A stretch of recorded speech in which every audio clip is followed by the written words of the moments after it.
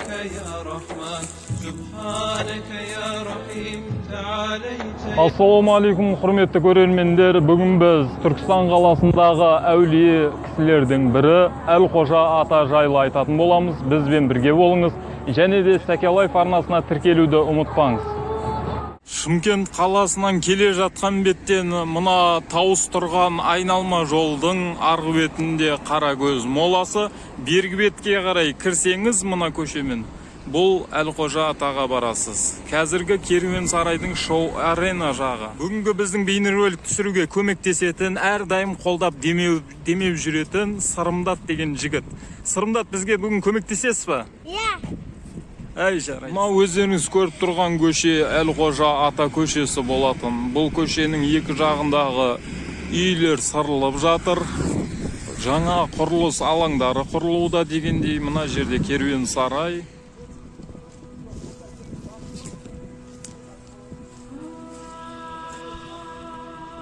Әлқожа ата аумағына кіріп келе жатырмыз кесенесінің.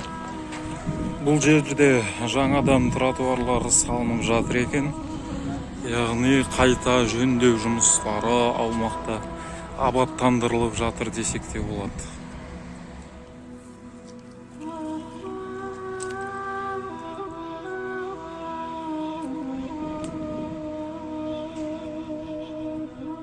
Әлқожа ата Яссауи бабамыздың ілімін дәріптеген ең сүйікті шәкірттерінің бірі болған деседі.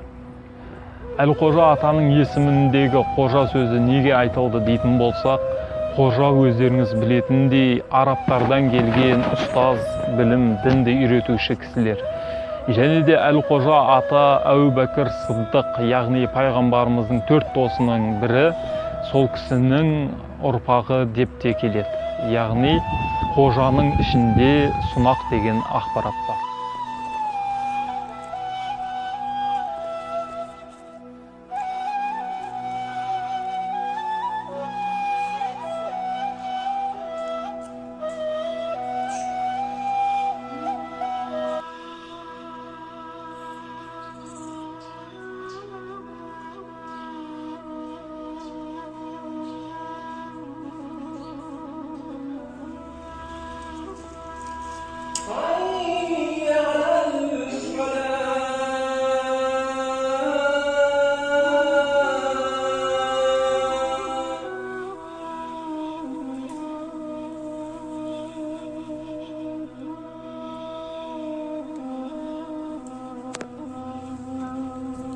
Assalamu alaikum.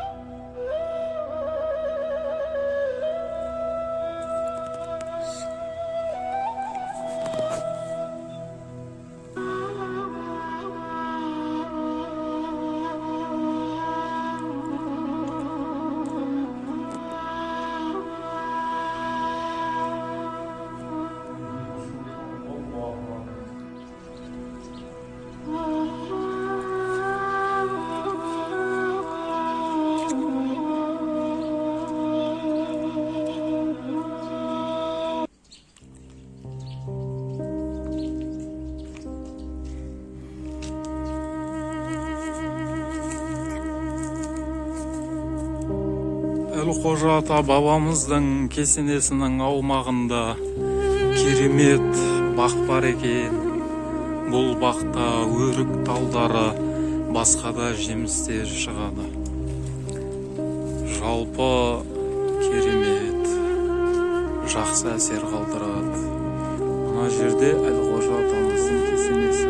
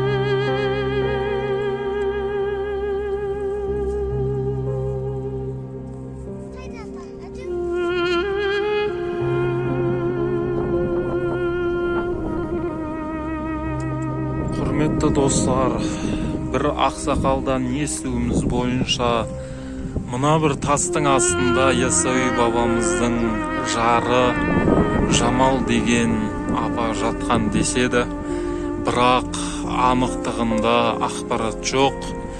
Неге бұлай сыртта қарапайым елеусіз қалдырды дейтін болсақ, себебі Яссауи бабамыздың жары ол кісінің ісіне көптеген кедергі келтірген дейді. Және де жағдай ол кісіге деген құрметі аз болған болса керек. Сол себептен де осындай бір құрметсіздікпен бір қарапайым жерлеген сияқты. Анығын Алла біледі ол ақпараттардың барлығының. Бұл бір дерек, бұл нәрселердің барлығын зерттеу қажет үлкен көлемде. Және де қай кезде болсын, қай ғасырда болсын, жалпы пайғамбарларға, әулиелерге, Алланың ақиқатын жеткізем деген кісілерге қашанда кедергі келтіретіндер азаймайды да, және де кедергі келтіретіндер бола береді.